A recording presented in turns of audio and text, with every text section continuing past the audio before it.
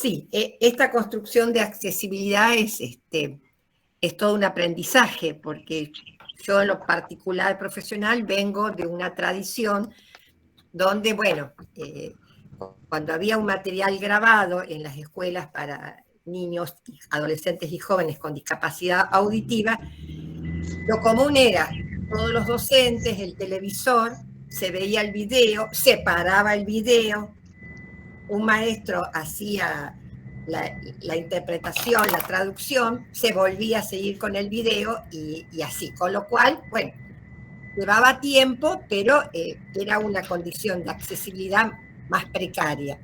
En este momento hay otras posibilidades, pero bueno, es un aprendizaje para todos. Por ahí yo puedo hablar demasiado ligero, Jonathan, y vos frename para que pueda ser más pausada. Cosa que no es mi estilo, así que porque tiendo a hablar mucho y hablar ligero.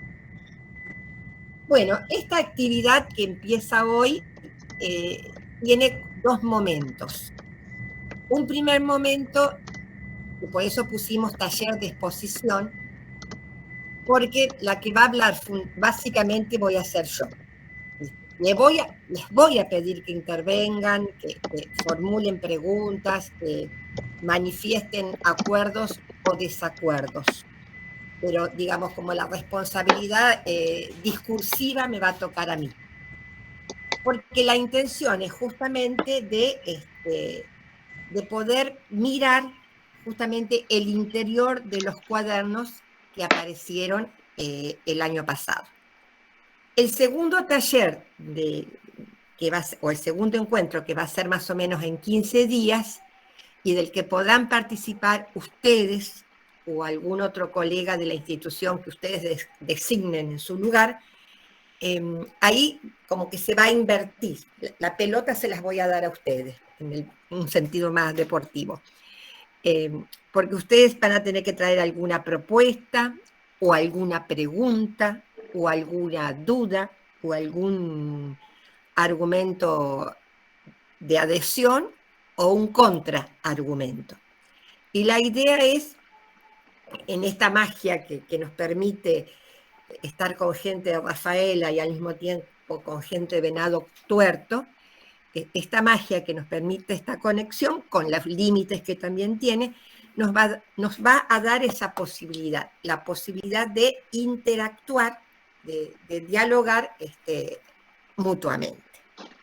Por eso es que la actividad que es taller, una mirada al interior de los cuadernos, como dice la diapositiva, tiene dos momentos, el de exposición y el momento después de producción. Bueno, yo participo de la dirección provincial en un equipo que se llama el equipo pedagógico.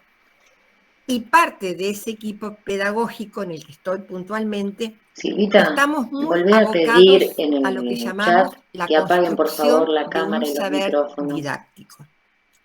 Estamos muy preocupados por la cuestión de la enseñanza. Enseñanza que implica al mismo tiempo aprendizaje, ¿no? Es decir, hay uno que enseña y hay alguien que puede o no aprender. Entonces, nuestro enfoque está puesto ahí, puesto en la cuestión de la enseñanza, en la cuestión de la didáctica. No somos ajenas, porque somos tres, Silvia Rossi, que ustedes oyeron hablar, Silvia Scumasi, que la veo acá en la pantalla, y yo. No somos ajenas a los otros debates, a las otras discusiones, pero nuestro foco es ese.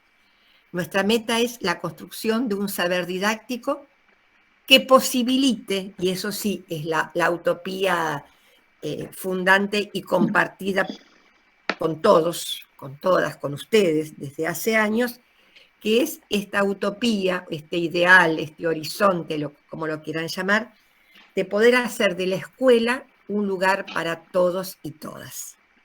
O sea, la escuela un lugar para todos y todas donde justamente puedan estar aprendiendo. En los últimos años,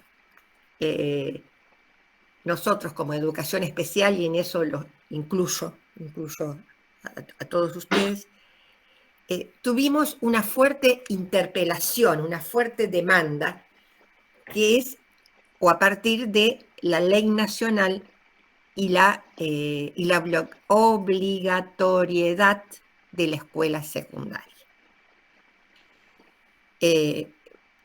¿Por qué digo interpelación?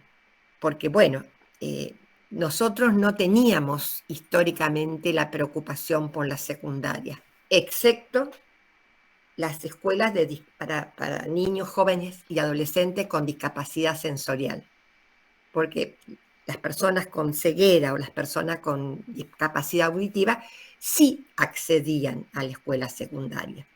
Y tal vez accedían a la escuela secundaria, lo que en su momento y por suerte fue sacado del mapa de la educación especial, las escuelas de sociales, como se decía. Pero para la mayoría de la población, como son las personas con discapacidad intelectual, la escuela secundaria ni siquiera era pensada, ni siquiera era pensada.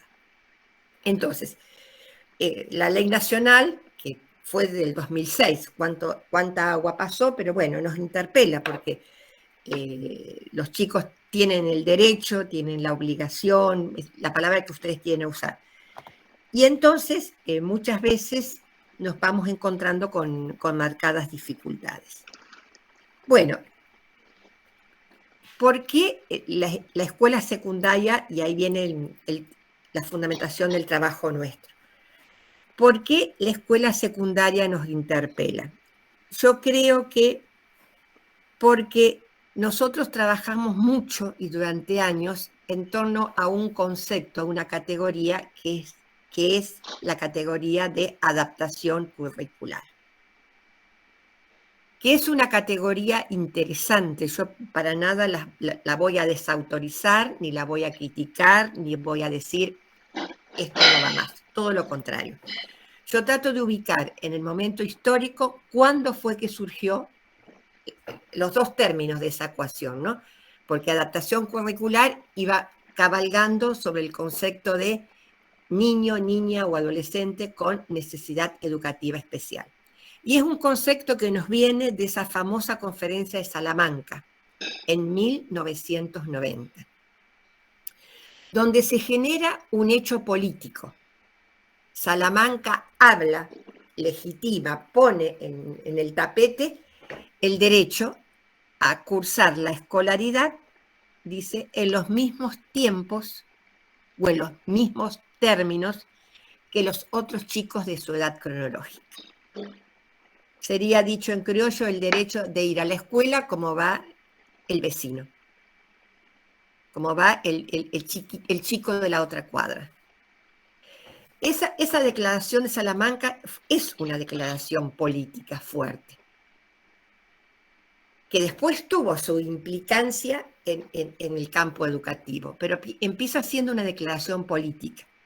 Como lo que nosotros ahora analizamos, que es la Convención sobre los Derechos de las Personas con Discapacidad, o en su momento analizamos la Declaración de los Derechos de los Impedidos.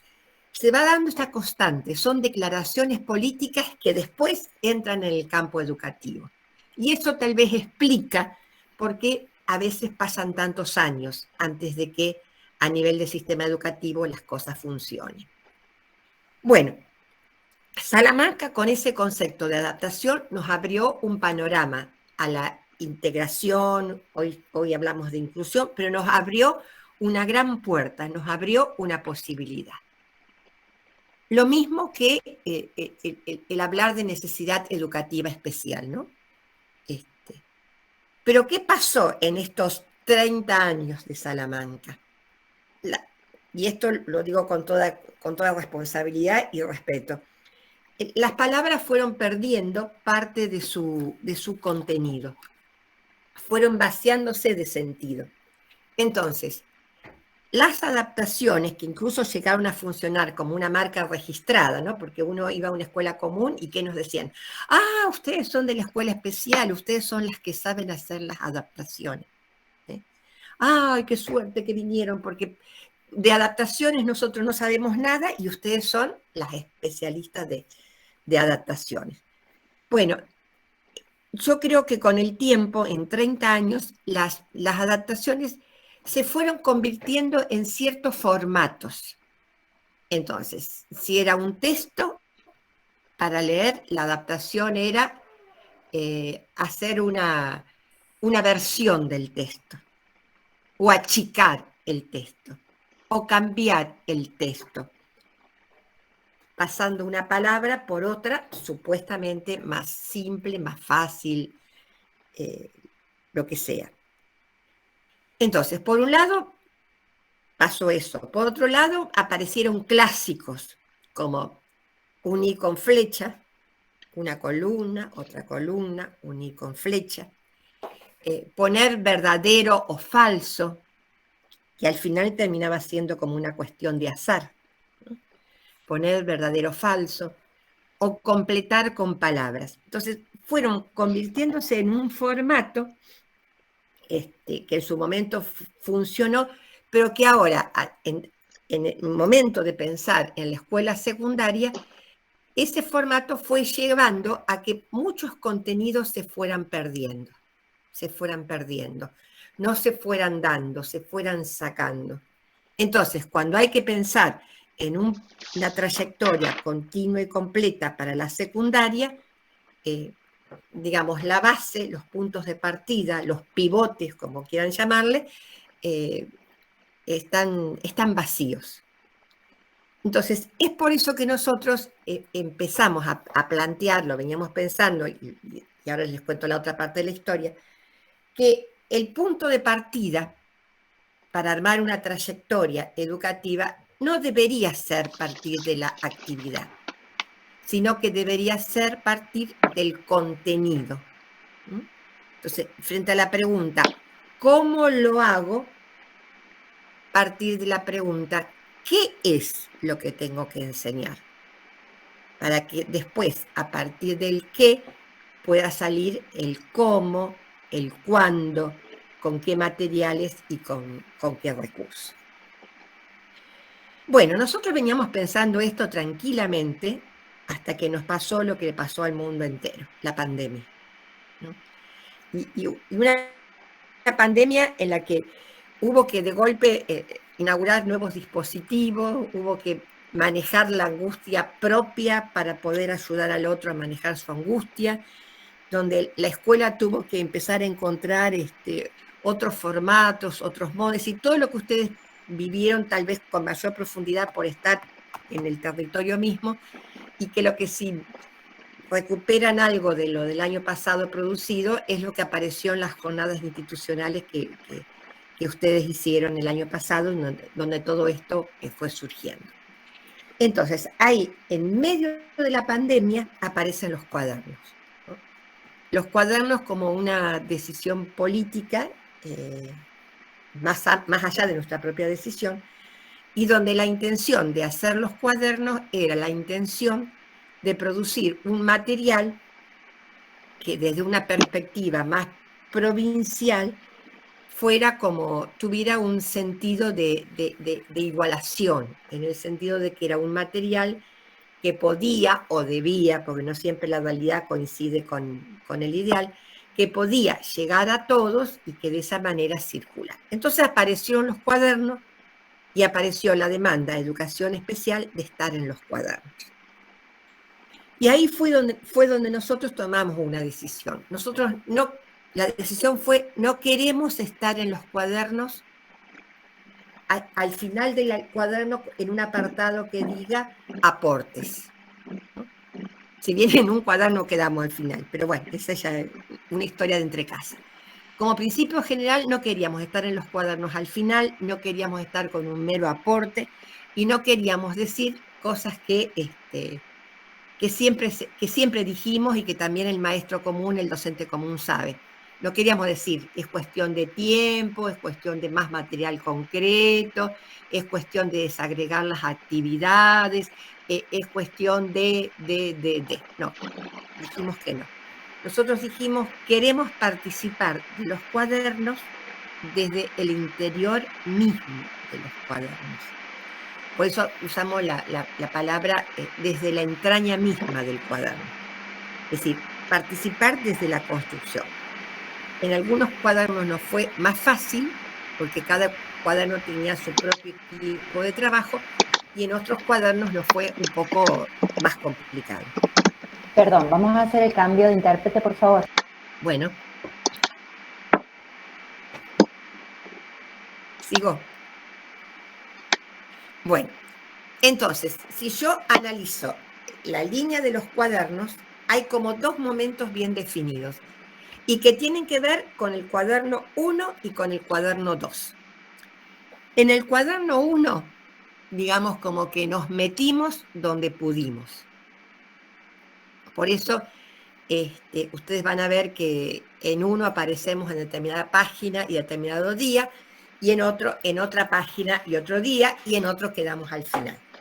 Pero bueno, la intención fue meternos en los cuadernos desde este concepto de actividades facilitadoras, que no es un nombre ampuloso, sino es simplemente plantear una secuencia de actividades que faciliten, digamos, el aprendizaje o la construcción de ese contenido, de ahí la descentración, de ese contenido que consideramos el contenido en común. Por ahí yo no diría contenido común, sino el contenido en común entre todos los chicos.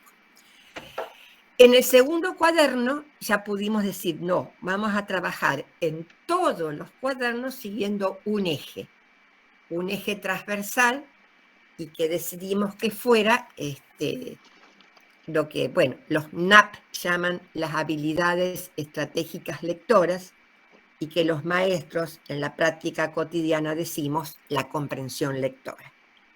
Entonces, en el segundo cuaderno intentamos trabajar sobre comprensión lectora desde el tercer grado hasta la problemática de la secundaria. Por eso ustedes van a notar diferencias. En uno les es más difícil encontrar las facilitadoras, y en el segundo, las facilitadoras están al comienzo, porque teníamos la ilusión, la esperanza de que, bueno, si trabajábamos algo de comprensión lectora al principio, eso después iba a servir o podía llegar a servir para trabajar en torno a otros textos o a trabajar en torno a otros desarrollos. Bueno, esa es la introducción. Pasamos a la siguiente transparencia, Silvita. Bueno, ya lo explicamos, de construcción del saber didáctico. La siguiente.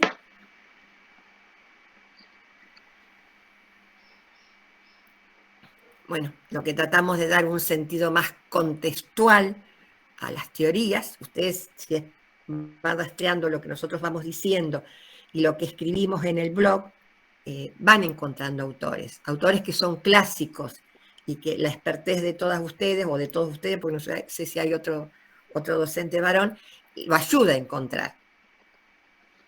¿Seguí, Silvita? Bueno, la intención de la dirección provincial. ¿Y el otro? Bueno, vamos a detenernos a trabajar esta transparencia. Yo lo que planteé, o lo que estamos planteando, es no tener la primera mirada en la actividad, sino tener la primera mirada en el contenido. Y al poner la mirada en el contenido, en lo que voy a enseñar, lo primero que me aparece es que el contenido que yo voy a transmitir en la escuela pertenece a un campo disciplinar, pertenece a una disciplina, a una ciencia que no fue elaborada en la escuela, que fue elaborada por una comunidad científica, una comunidad académica, un conjunto de especialistas, lo que ustedes, el nombre que quieran ponerle.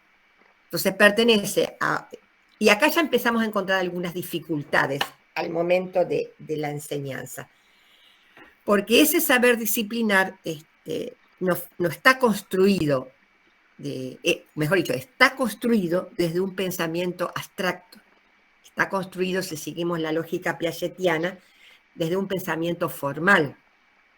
Por lo tanto, las disciplinas van trabajando con modelos Por eso la ciencia es la modelización de la realidad, con modelos que sirven para interpretar después los procesos.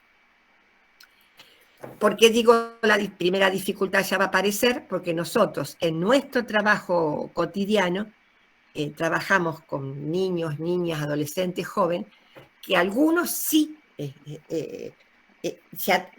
su pensamiento es lógico formal, que es puntualmente el caso de las discapacidades sensoriales y motrices, pero que en el caso de la discapacidad intelectual, el pensamiento lógico abstracto no, porque si no sería una paradoja, no son discapacitados intelectuales y llegan al pensamiento formal. Entonces son sujetos que están en el campo de la lógica concreta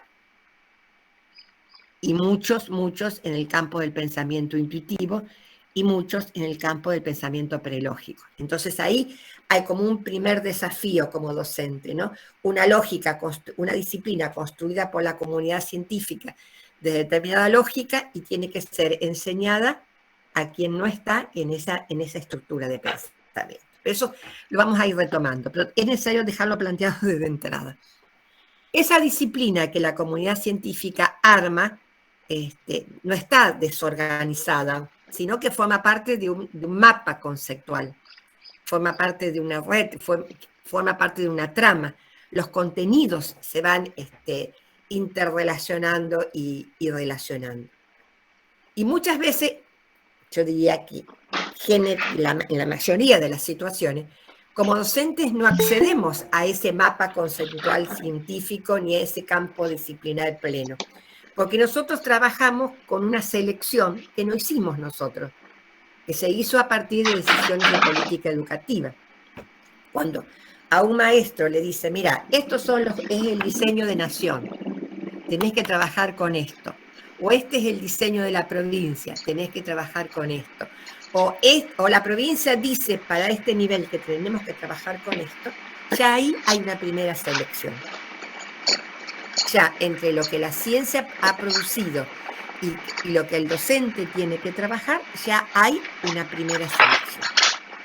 Y sobre esa primera selección, que es nacional, que puede ser provincial, que puede ser a nivel de circuito de supervisores, que es institucional, ya hay una selección.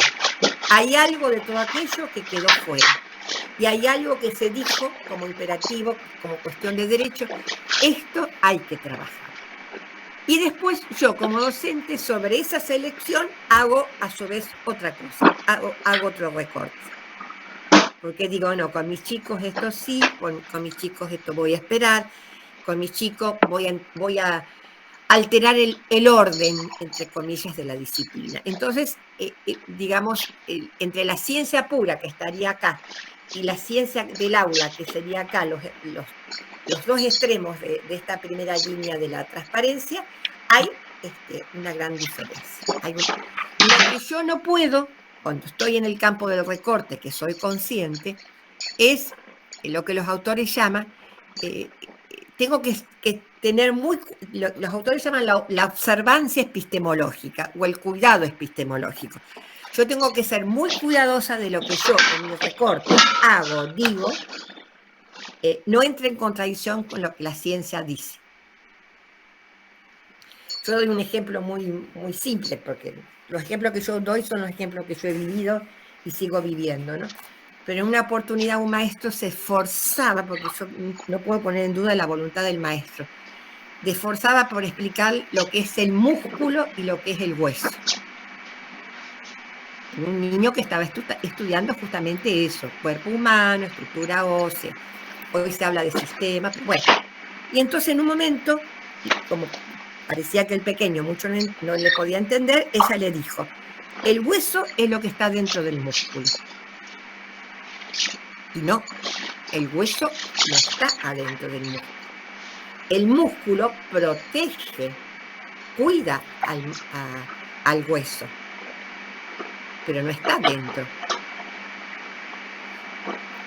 No iba a entrar después, porque si uno sigue investigando el concepto, los biólogos nos van a decir, sí, los músculos son como tensores, el movimiento del hueso tiene que ver con, etcétera, etcétera.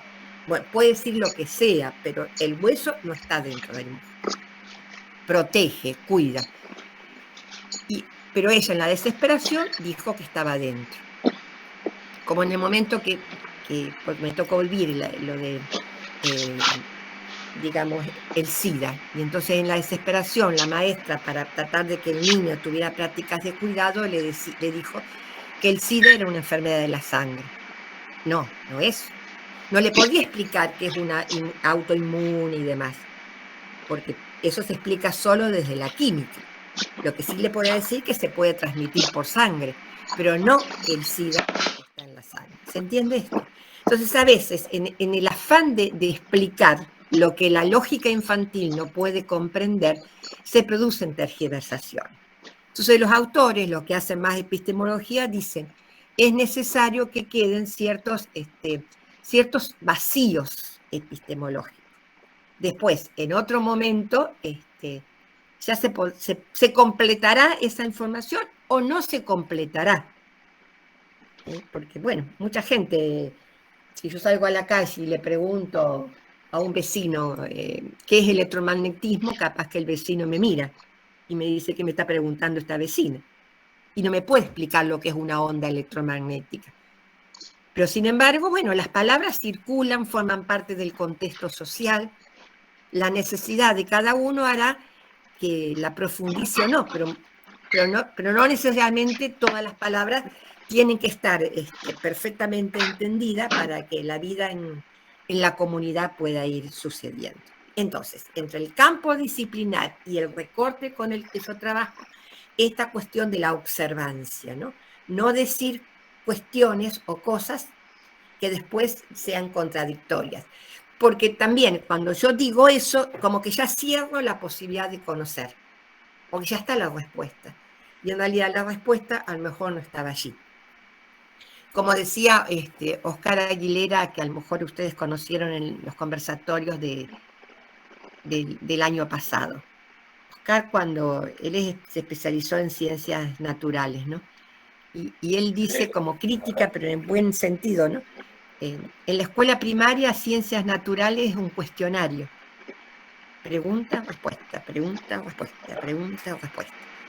Y lo que no hay de las ciencias naturales es la observación, y lo que no hay de las ciencias naturales es la experimentación. No habla del método científico, simplemente la observación de los procesos. Porque él dice, en el nivel primario, las ciencias naturales tienen que dar respuesta a la pregunta ¿cómo? ¿Cómo es la planta? ¿Cómo es el gato? ¿Cómo es la salida o la puesta del sol?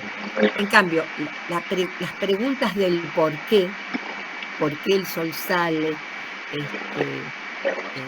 por qué la planta crece, se explican desde la física y la química.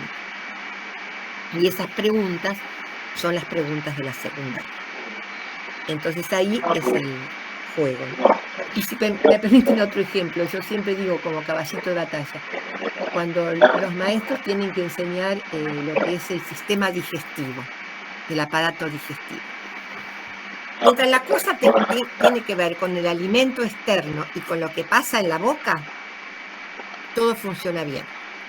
Porque se mastica, la saliva, se hace un bolo.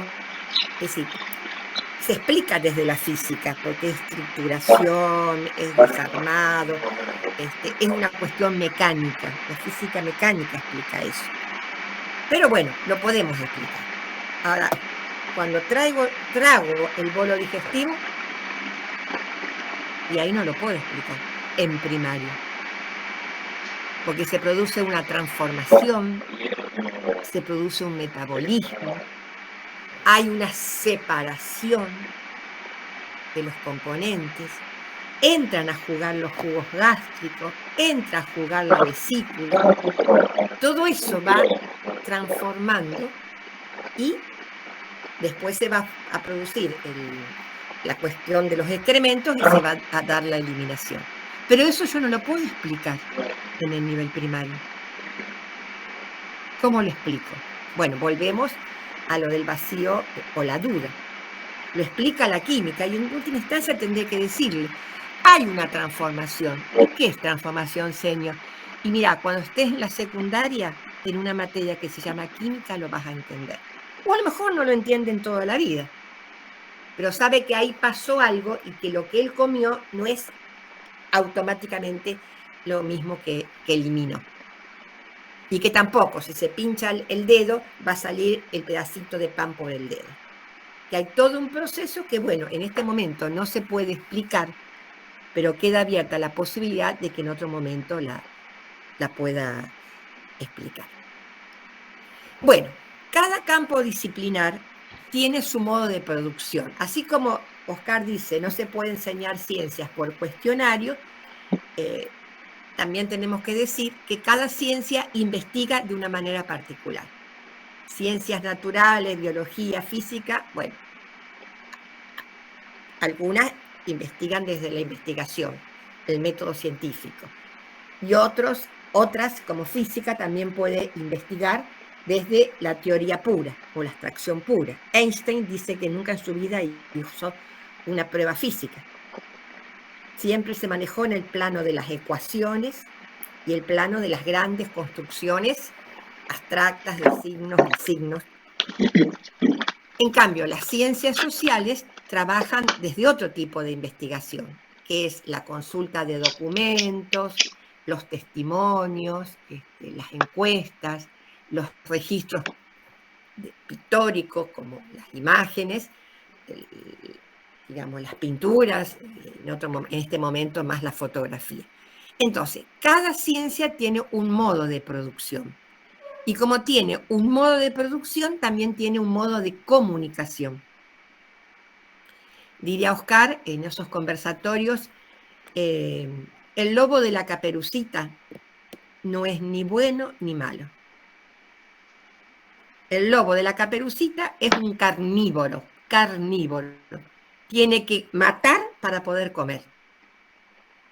Cuando yo estoy diciendo que es bueno o malo, estoy poniendo una categoría que viene de la literatura, por ejemplo, que puede venir desde la filosofía, el análisis ético, moral sobre algún acto o comportamiento, pero en la naturaleza no hay buenos ni malos, como tampoco hay familias. No está en la familia de los gatitos con la mamá gatito y los hijitos. Lo puedo usar en literatura, sí, pero entonces yo tengo que ir diferenciando cuál es el lenguaje propio de la disciplina, cuál es el lenguaje literario y cuál es el lenguaje específico o académico.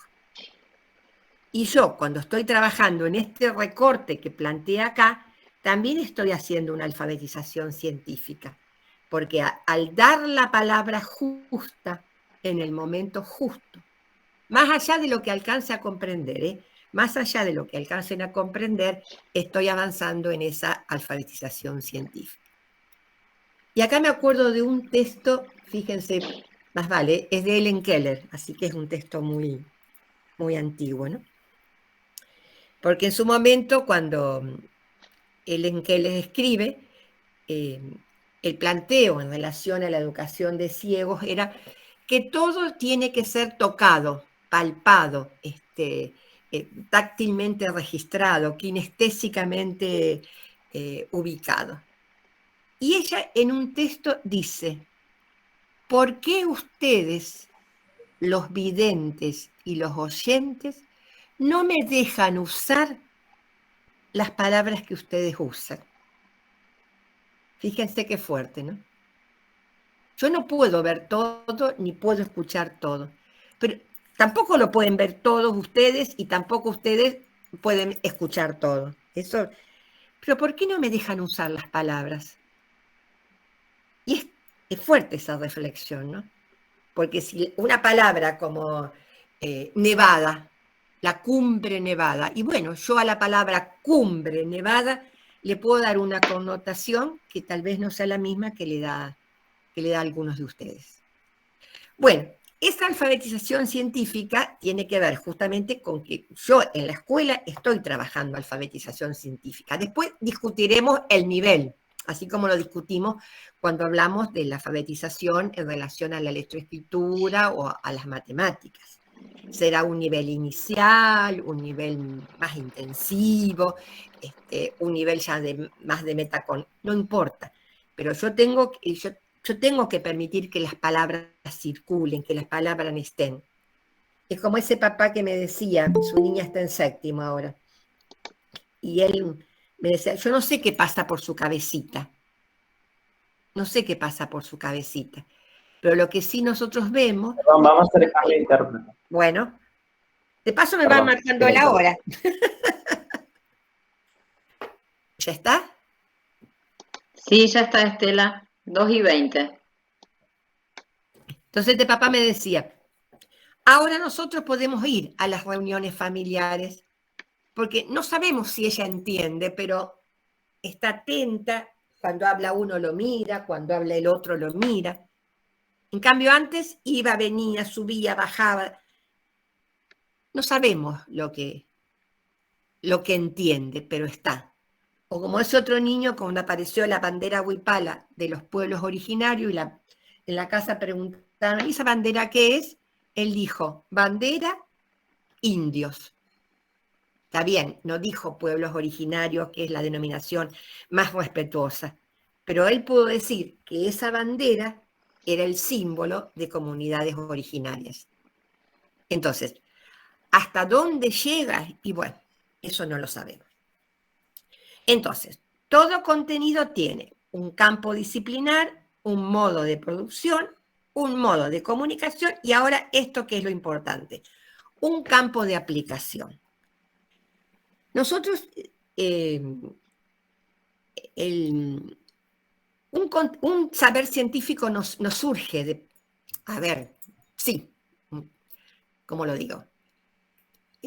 Tampoco digo que hagamos una historia de la ciencia, pero generalmente cuando algo se investiga es porque hay una problemática de la comunidad o de la humanidad, como ahora, que hay que resolver. Nosotros tenemos esta triste experiencia. La humanidad tenía este gran problema: contrarrestar el avance del coronavirus, la necesidad de una vacuna. Y en tiempos vertiginosos la comunidad científica lo fue resolviendo. Entonces, no siempre el campo de aplicación es la consecuencia, lo que viene a posteriori, sino que el campo de aplicación, que puede tener que ver con una necesidad social o comunitaria, puede estar primero. Esto no lo tenemos que perder de vista, porque muchas veces cuando tratamos, sobre todo en secundaria, de trabajar sobre algunos contenidos, por ahí es interesante hacer una breve historia de ese contenido, para poder entender por qué el hombre lo inventó, porque en última instancia lo inventa.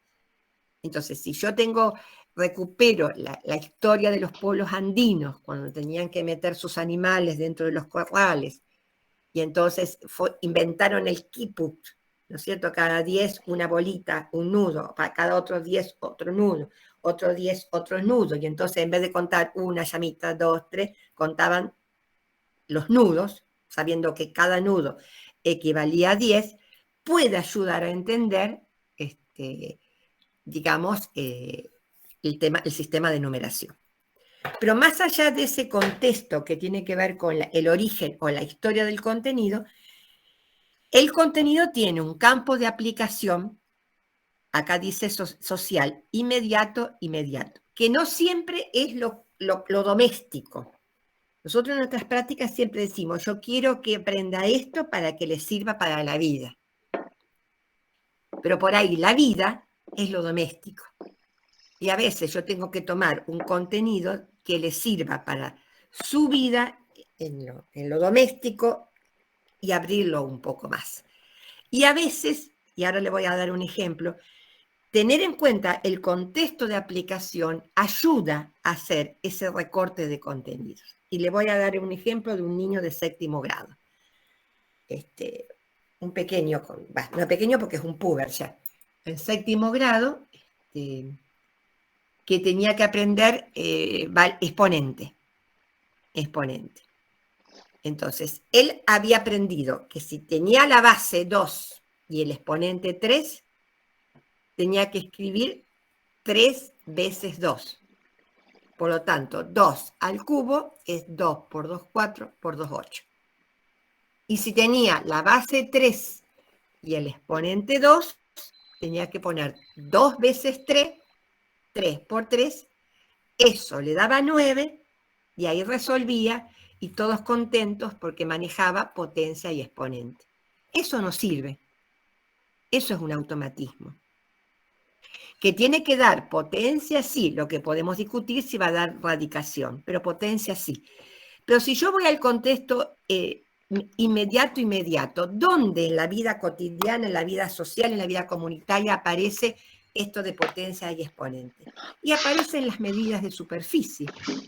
Si yo tengo que comprar las baldosas para un baño, los cerámicos para un baño, no lo mido en metros lineales, lo mido en metros cuadrados. Y si tengo los medicamentos, si bien se usa más en la equivalencia en las medidas en litros, en las medidas de capacidad, muchos medicamentos, el agua oxigenada, lo fui a verificar en mi botiquín, el agua oxigenada está en centímetros cúbicos. Y a veces ciertas dosis para la inhalación y la apertura de las fosas nasales está también en centímetros cúbicos. Entonces yo puedo partir de la necesidad, dónde se usa este contenido, para qué, por qué, y después en el por qué explicar el sentido y quedar ahí. Y ahí aparece otro elemento que yo creo que es importante que tengamos en cuenta. Cuando yo estoy trabajando con el contenido en común, donde yo puedo ir haciendo las diferencias es el nivel de complejidad. Entonces yo para este puber, preadolescente de séptimo grado, trabajo potencia, trabajo exponente, base 2, base 3, exponente 2, exponente 3, pero voy viendo dónde se aplica y ahí paro. Pero bueno, es el contenido en común y el nivel de complejidad es lo que va haciendo a la necesaria diferencia. Porque yo tengo que partir, digamos, de que las diferencias existen y que respetando las diferencias es donde yo puedo ir avanzando hacia una mayor equidad curricular. Bueno, ¿alguna pregunta, chicos?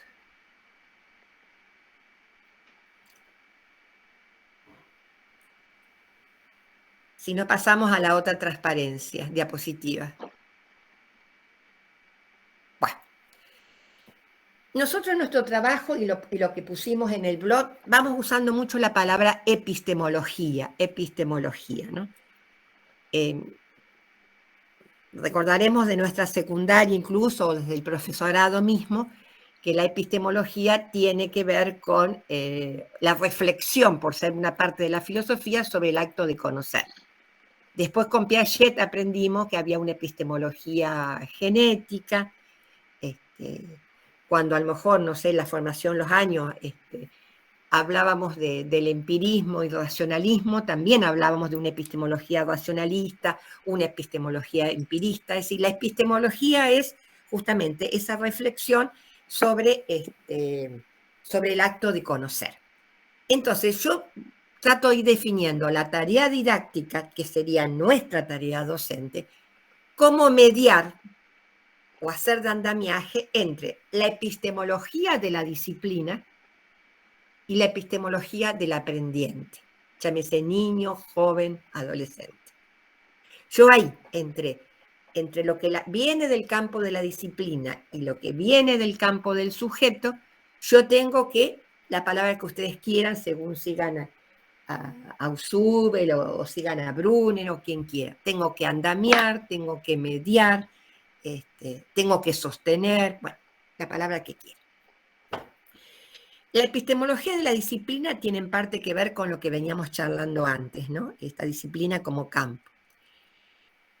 Y fíjense, pusimos la palabra autorreflexión. Yo creo que un punto de partida, el otro día una maestra me decía, yo de química no sé nada. Y yo no sé si abrí muchos los ojos y la asusté, pero ¿cómo no sabes de química? Si vos fuiste a una secundaria, Si vos después fuiste a un profesorado, algo de química, alguna vez, algo de química te pasó por al lado. Que te haya gustado química, que no te haya gustado, que te haya resultado muy difícil o que te haya resultado muy interesante, o que tuviste una mala relación con la profesora, o que la profesora no estuvo, entre comillas, es otra cosa, pero vos de las disciplinas sabés. Lo que hay que mirar, y lo digo con todo respeto, es qué relación tengo yo con la disciplina. ¿Para qué? Para entonces poder, y acá viene la partecita de abajo donde dice trabajo interdisciplinar, sobre todo cuando yo estoy en secundaria. El maestro de primaria es un generalista, porque el maestro de primaria tiene que saber de matemática, lengua, social, tiene que saber de todas. Entonces, lo podemos definir como un generalista. En cambio, el profesor de secundaria es un especialista. Especialista en geografía, en historia, en matemáticas. Y a veces no solo es especialista, a veces es un apasionado por su materia.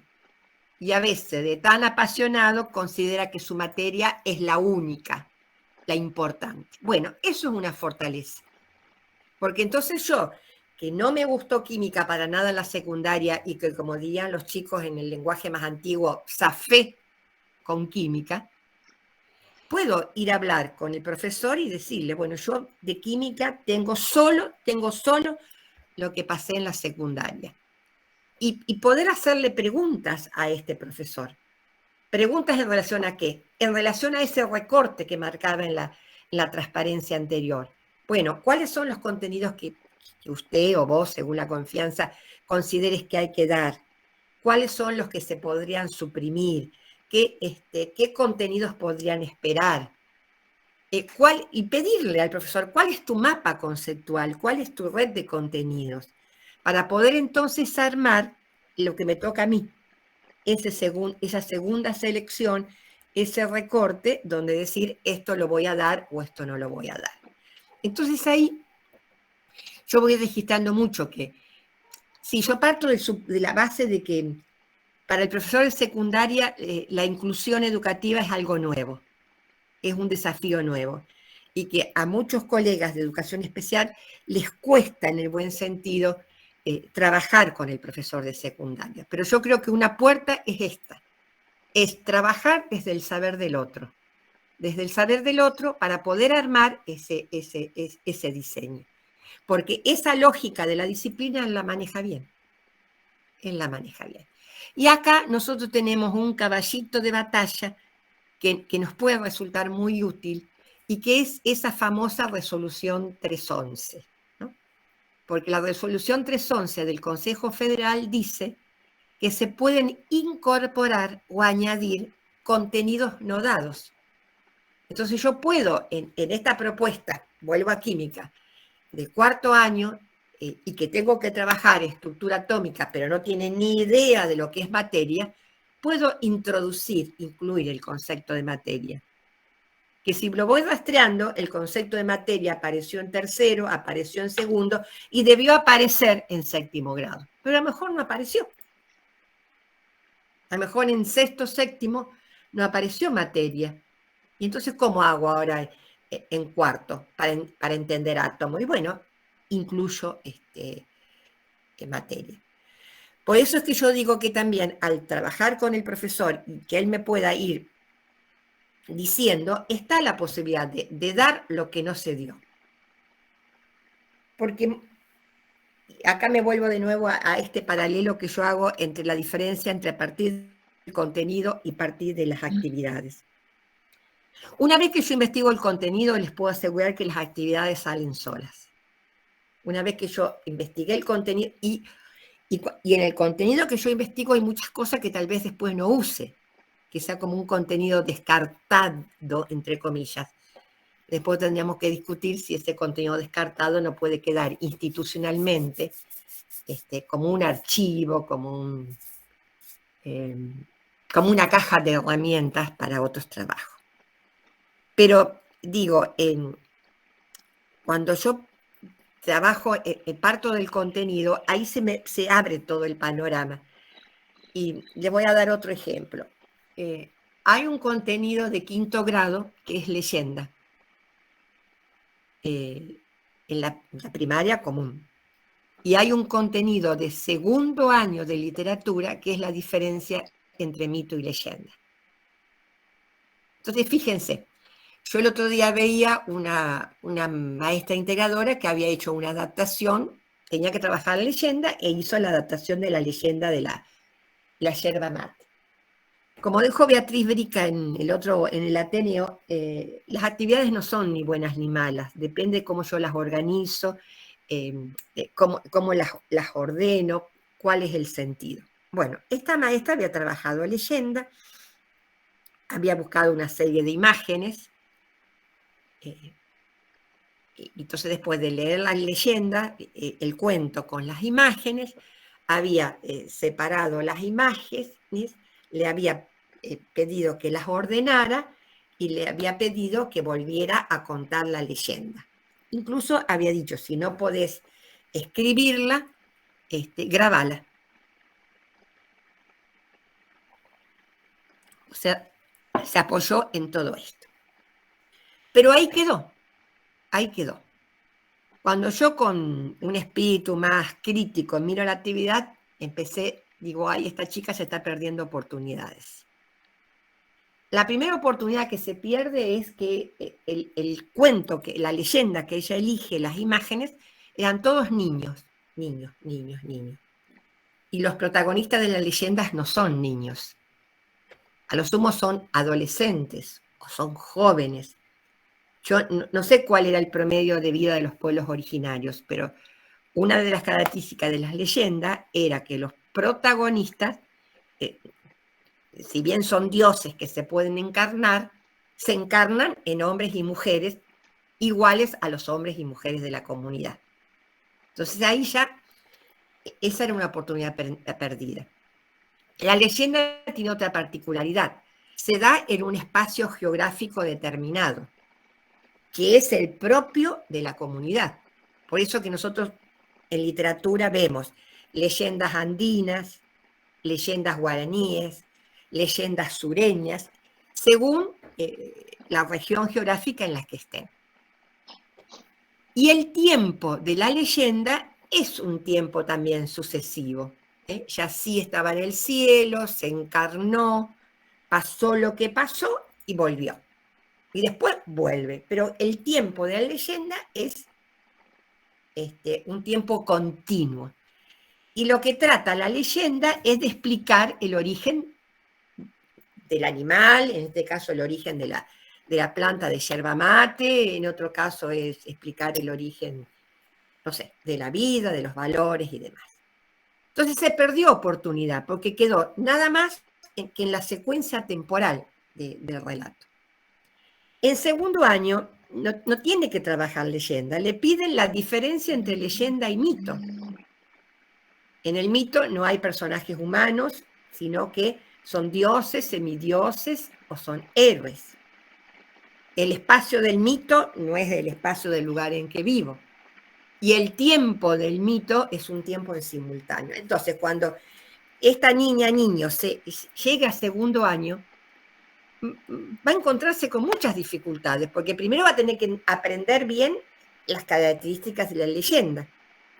Después va a tener que aprender bien las características del mito. Y después hacer el cruce y ver las diferencias. Entonces, a veces, digamos, cuando en el contenido solo se va a la actividad y se reduce el contenido, se pierde una oportunidad. Y entonces, en cambio, si la leyenda fue trabajada con mucha más profundidad en sus componentes, lo cual no exige un nivel de mucha complejidad, sino simplemente tiempo, espacio, características de los personajes, de los protagonistas, eso ya va a estar como cimiento, como base para cuando vaya al mito. Si no, tiene que hacer mito, leyenda, todo al mismo tiempo y en un breve tiempo. Entonces ahí la cuestión se complejiza mucho. Bueno, Pero vuelvo a decir, la 311 nos da esa oportunidad de ir introduciendo algunas cosas que podríamos introducir. Bueno, y finalmente acá pusimos obstáculos epistemológicos. Pues no solo lo que plantea el primero con el ejemplo del hueso y el músculo. También hay algunos contenidos, o algunos contenidos disciplinares, contenidos que la ciencia arma, que tienen que el sentido común, dirían los epistemólogos, o contenidos, conocimientos previos, pueden hacer obstáculos a ese nuevo aprendizaje. Nosotros estamos muy acostumbrados porque hemos leído a Usubel y demás, y decir los contenidos previos como punto de partida para otro conocimiento. Pero no siempre el contenido previo, lo que se sabe de antes, posibilita aprender lo otro. A veces lo que se sabe de antes es un obstáculo, porque está tan consolidado, tan armado, que es difícil desarmarlo para que lo otro entre, ¿no? Y ese conocimiento previo que los epistemólogos dicen, hay que ver qué es lo que está haciendo obstáculo. Pero lo pongo porque ese obstáculo, eso hay que tenerlo en claro, no viene del sujeto, sino que viene de la ciencia misma. Estela, te Cambiamos. interrumpo porque cambiamos a Marcela. Gracias. Sí, listo. Bueno, entonces, ese trabajo interdisciplinar, una pata muy grande la tiene que ver con el profesor de área, con el profesor de la disciplina. La otra pata tiene que ver con el trabajo que yo puedo hacer con los integrantes del equipo técnico de la escuela en la que estoy. Porque justamente el equipo técnico de la escuela es el que me puede dar cuenta, en el buen sentido de la palabra, de por qué este niño, joven, adolescente puede aprender y también puede al mismo tiempo desconocer. Nosotros ya desde Sara Paín, Silvia Slemenson, Alicia Fernández, Norma Filidoro, ya sabemos, entre comillas, que la ignorancia tiene una función. La función de ignorar, la función de desconocer, la función de no saber, ¿no? Incluso creo que es Silvia Slemenson la que dice que la escuela para todo niño es la caída de las certezas y las mentiras, entre comillas, de la familia. Porque cuando va a la escuela se entera que el ratón Pérez en el jardín no era el ratón Pérez, ni que Papá Noel, ni que los Reyes Magos. Entonces, ahí fíjense cómo hay un saber construido desde lo familiar, desde lo social y desde lo cultural, que entra en conflicto con un saber que es el que la disciplina entiende. Un cafecito. Bueno, esa dimensión más subjetiva, ¿no? Esa epistemología del aprendiente, es lo que nosotros en la interacción con el colega con los colegas de los equipos técnicos, y acá no coloco a una disciplina por encima de otra, digo que bueno, la psicología, la psicopedagogía, la fonoaudiología va construyendo también un saber específico que de alguna manera va confluyendo y aportando, ¿no? Yo siempre me acuerdo, y lo conté en los otros conversatorios, de ese niño que estaba en la primaria y las cuentas hasta 15 las hacía. Cuando la suma daba más de 15, él decía que no sabía. La primera pregunta es ¿cómo sabía que daba más de 15? Para saber que daba más de 15 es porque sabía contar. Bueno, investigando un poco qué es lo que aparece. Le preguntan un día, y si no las haces vos, ¿qué pasa después con la cuenta? Ah, dice, la hace mi hermano que va a la nocturna. ¿Qué estaba jugado ahí? Él no podía saber más que el hermano. El hermano que estaba en la nocturna, terminando la primaria, por X circunstancia de la vida, tenía que seguir siendo el hermano, aunque estuviera en el mismo grado. Bueno, la nocturna tiene otra forma de de gradualidad, pero él no podía saber. Entonces, muy bien clarito, más de 15 al hermano. Entonces, ahí, esa ignorancia, ese desconocimiento tenía una función. Tenía una función. Bueno, entonces, ¿cómo se aprende? ¿Cómo se informa? ¿Cómo se comunica? ¿Por qué se aprende y por qué se desconoce? Pasamos a la tercera, salteala, Silvita, la que sigue. Esa después la dejamos, pero más o menos lo que estuvimos viendo. Bueno, entonces, para cerrar esta primera parte, hacemos foco en los contenidos, por lo tanto, investigamos acerca del contenido y no dar por sabido.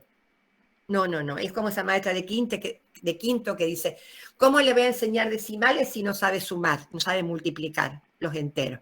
Y bueno, muchacha, enseñale los números enteros, enseñale a sumar, enseñale. Lo que pasa es que si vos me decís que está en quinto con un cuerpo más grande, intereses emocionales más grandes, no le hagas sumar los patitos, ni colorear el solcito, hacerle sumar otras cosas. O directamente trabajar con, diría Beatriz Brica, con el número en su sentido social.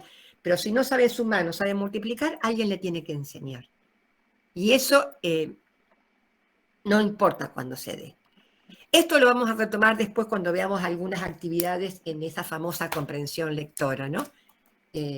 Muchas veces vemos actividades que dicen, le dan un texto y le preguntan directamente, ¿de qué trata el texto? No, ¿de qué trata el texto? Si no sabe, hay que enseñarle cómo se analiza un texto. O clasificar las palabras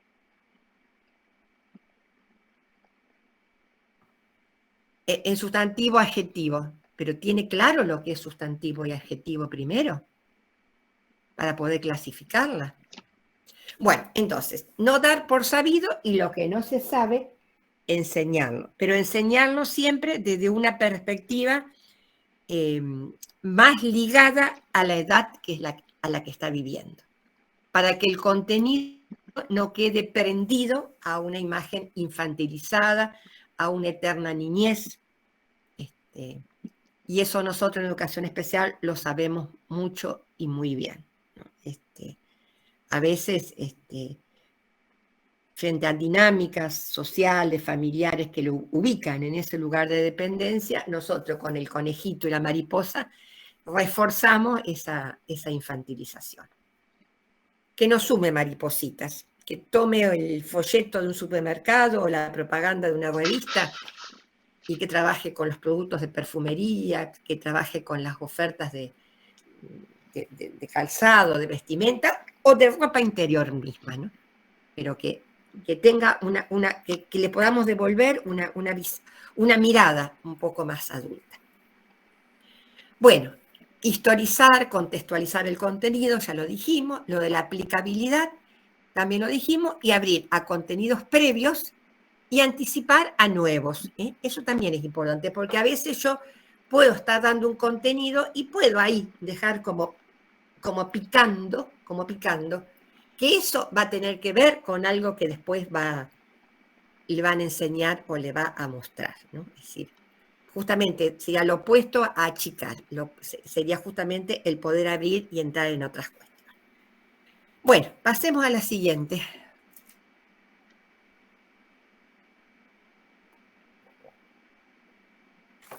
¿Alguna pregunta? También tomás agua, Marcela. Este es el de tercero, cuarto y quinto. Esperen que yo los busco.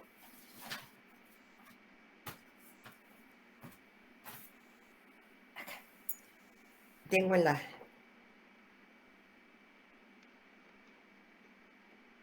Bueno, porque me cuesta un poco leer, así que lo tengo acá. Bueno, nosotros fuimos trabajando algunos ejemplos, que ahora cuando los miramos después de un año también decimos cómo no nos dimos cuenta, cómo debimos haber puesto esto otro, bueno, un montón de cosas, pero bueno, lo escrito está y adelante. Este es el cuaderno 1 de tercero y cuarto grado, ahí está indicado. Y en ese día 6 hay un trabajo que, fíjense, dice, entre lo urbano y lo rural. Entonces va hablando de los distintos paisajes que tiene la provincia de Santa Fe. Te invitamos a observar y leer estas imágenes. Y acá le va preguntando, le dice que estos son paisajes urbanos y qué es lo que puede observar. Y le dice que estos son paisajes rurales, qué es lo que puede observar. Y después, qué diferencias encontrás entre el urbano y el rural. Y después que elija un paisaje de cerca de la casa, que puede ser urbano o rural, que lo dibuje y cuenta cómo es. Esa era la actividad originaria. Nosotros, en función de lo que venimos, no fuimos directamente a adaptar las actividades, sino lo que nosotros tratamos de hacer es, primero la pregunta por el contenido. ¿Qué es lo que se quiere enseñar? ¿Qué es lo que se quiere trabajar en estas dos actividades? Y si bien lo primero que uno podría decir, bueno, es la diferencia entre lo urbano y lo rural, también hay un contenido fuerte que es la lectura de imágenes, ¿no? Porque dice, te observamos a leer y observar estas imágenes y ahí queda. Entonces, si bien hay un contenido que podemos llamar el contenido más que aparece en primera plana, que sería el contenido, digamos, excusa el contenido que surge, que, que son los paisajes, en realidad lo que está ahí subyacente es, primero, cómo se lee una imagen. Entonces, para facilitar la lectura de estas imágenes, nosotros, 10 minutos quedan. Bueno, para facilitar la lectura de esta imagen, nosotros decidimos entrar por lectura de imágenes. A ver la segunda. Entonces planteamos otra imagen. No desautorizamos la anterior, sino que la planteamos.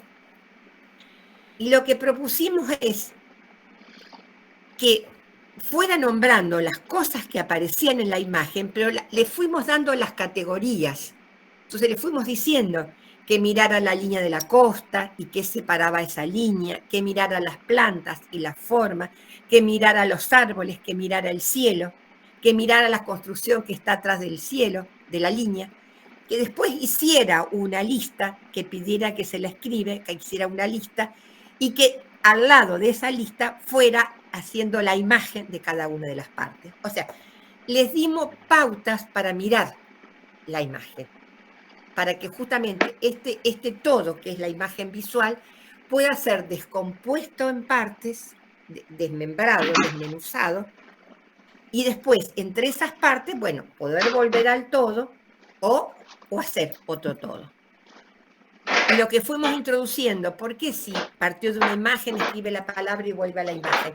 Y porque a nosotros lo que nos interesaba es poder hacer eso que llamamos los pasajes intersemióticos, ¿no? Que es pasar de un lenguaje discursivo, textual, a un lenguaje gráfico, a un lenguaje corporal, a un lenguaje más musical. No porque si no puede escribir que dibuje, no, en la misma categoría. Entonces lo que se va dando entre los lenguajes son esos desplazamientos, ¿no? Esos intercambios.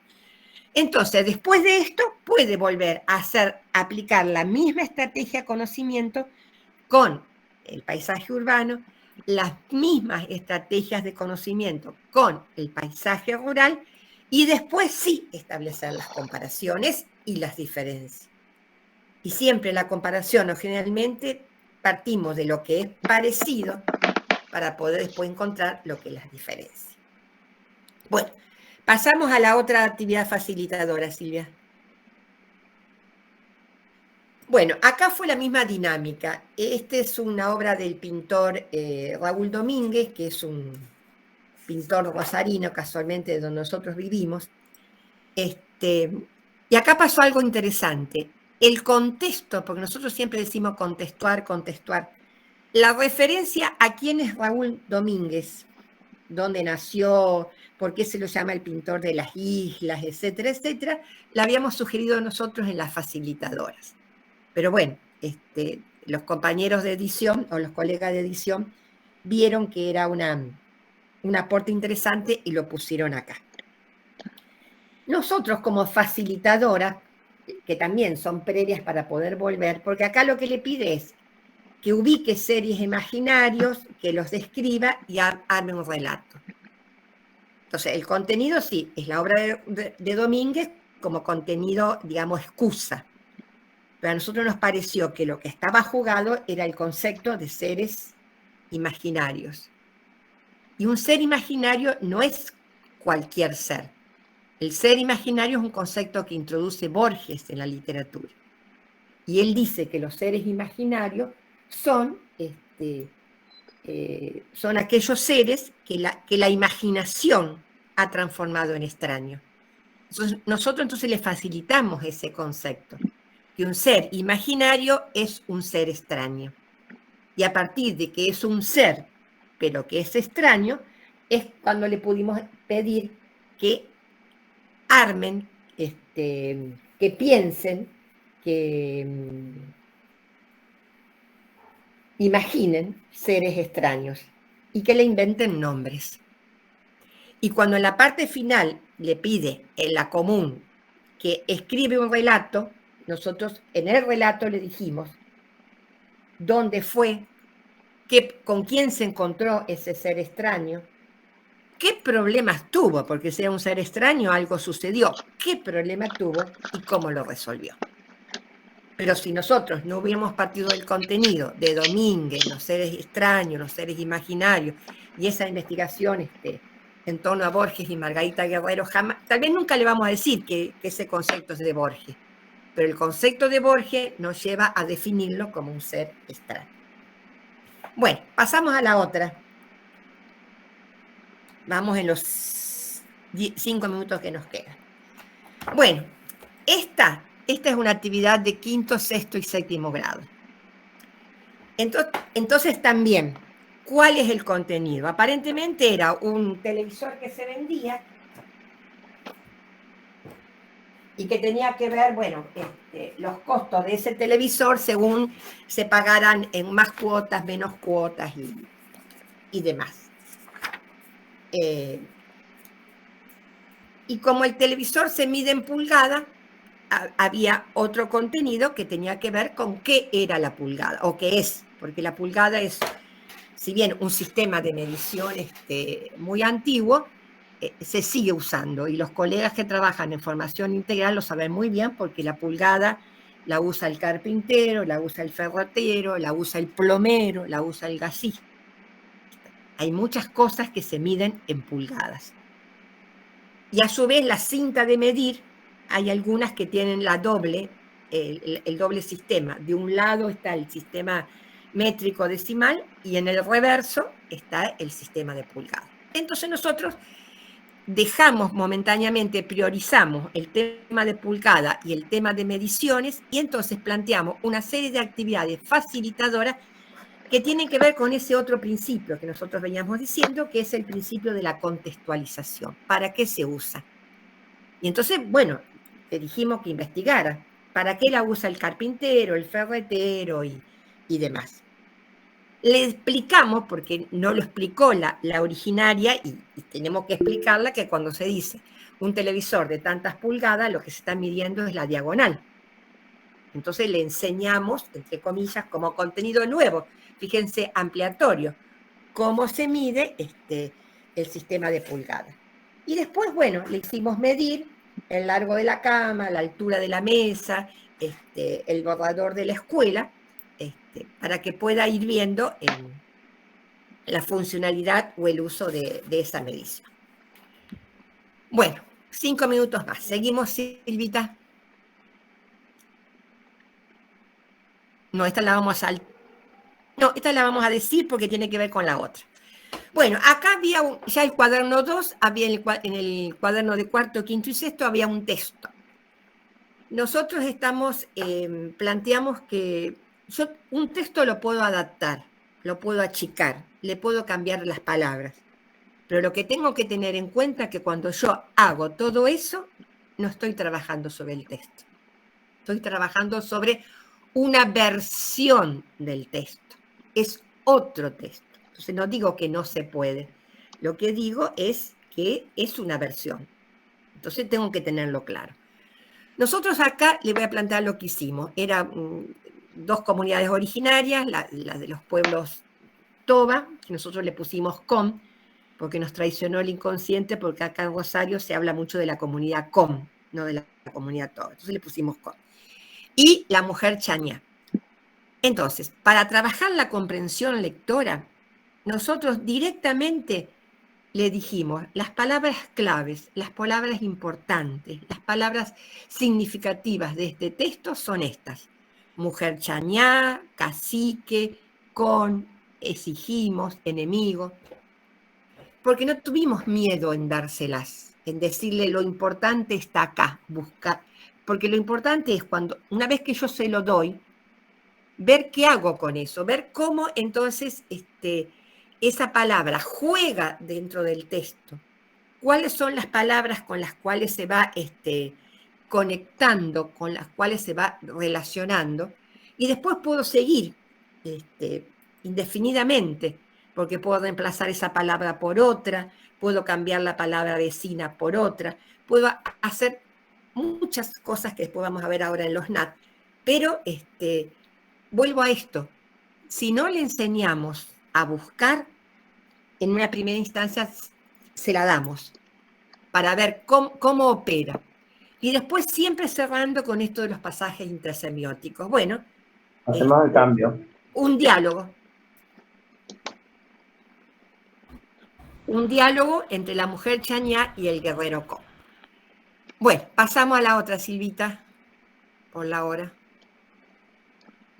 Bueno, eso fue el primer cuaderno. En este segundo, cuando dijimos vamos a trabajar sobre comprensión lectora, hicimos una investigación sobre lo que es la comprensión lectora, que en los NAT, porque fuimos a los NAT, figuran como habilidades lectoras estratégicas. Y fíjense, los NAT nos hablan de las inferencias, ¿no? Las inferencias, los paratextos. Y la palabra inferencia la pone 2 veces en este párrafito los mismos NAT.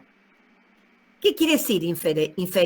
Inferir es deducir el significado de una palabra a partir de connotaciones. Yo infiero, yo deduzco, lo voy deduciendo de la frase completa, lo voy infiriendo de la palabra que tiene atrás o la palabra adelante, lo voy infiriendo que es una palabra importante por la cantidad de veces que aparece en el texto.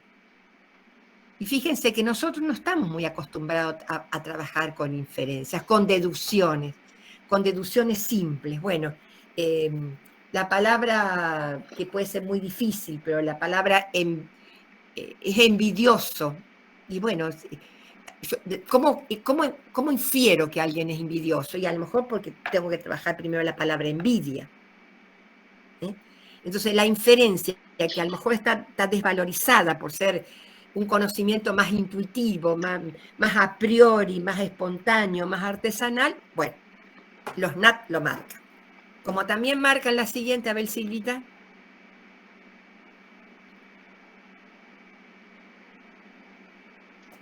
Fíjense, los NAT hablan de intuición lingüística. Y van a decir que hay muchas cosas que se aprenden a partir de la intuición, de una forma natural, espontánea, de construir el conocimiento lingüístico, y simplemente, dicen los NAT, por ser hablantes nativos de una lengua. Y lo dicen los NAT de sexto. Entonces, yo como usuario de una lengua nativo, porque digamos es la lengua que me fue envolviendo y abrigando, hay un conocimiento de ese lenguaje, de ese idioma, de esa lengua, que bueno, por intuición. Y entonces los NAT los van remarcando.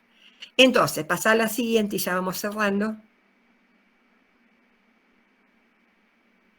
No, las actividades faltan, o no está más.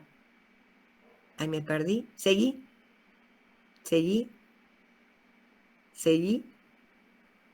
Seguí, porque esto es construcción teórica. Bueno, terminó. No, entonces tendríamos que... Silvia, ¿cuál era la facilitadora de comprensión lectora? Ahí me perdí. Volvé para atrás, a ver. Volvé. Entonces sería... No, está. No. Volvé a la mujer Chañá, entonces nos vamos a dedicar un poquito más.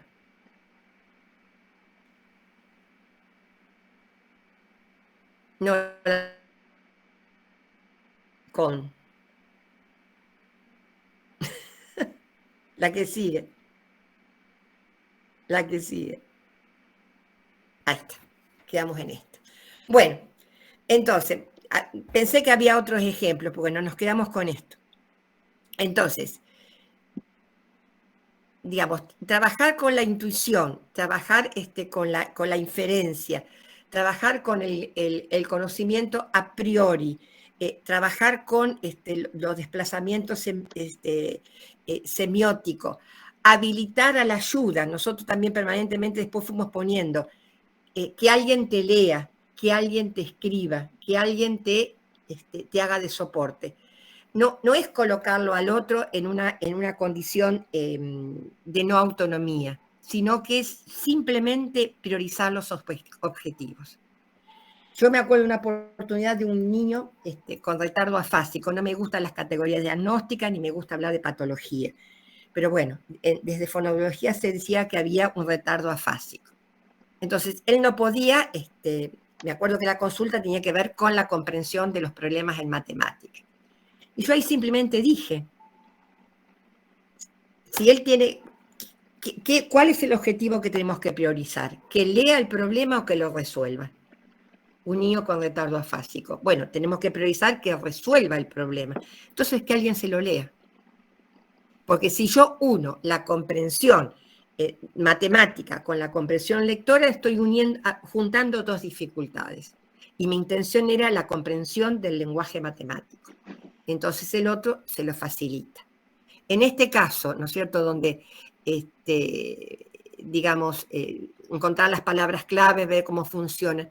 Bueno, no es que yo deje de lado la alfabetización, por ahí la alfabetización la puedo trabajar, la construcción del sistema de escritura la puedo ir trabajando en otro momento. Acá lo que yo priorizo es que dentro de este proceso de alfabetización más macro, lo que yo quiero es que él se encuentre con el texto y que pueda entender y comprender cuestiones del texto para poder después armar ese diálogo junto a un compañero. Entonces, facilito, porque a lo mejor chañá y demás son palabras, o cacique, son palabras que morfológicamente, sintácticamente o a nivel de escritura tienen cierta complejidad. Entonces yo organizo los objetivos y organizo los contenidos desde otro nivel de complejidad y priorizo esto, que pueda, ¿no es cierto?, entender el texto. Después la construcción del sistema de escritura se va a dar, porque yo justamente no le voy dando sílaba por sílabas o pedacitos por pedacitos, le voy dando textos completos. Y entonces en la manipulación de ese texto, él puede ir haciendo eso, la trama, desarmar, armar y volver a entramar. Bueno, colegas, son las 3:05 y 3:07 y era hasta las 3. No sé si hay preguntas, dudas, críticas. Como verán, yo con la tecnología voy muy despancito.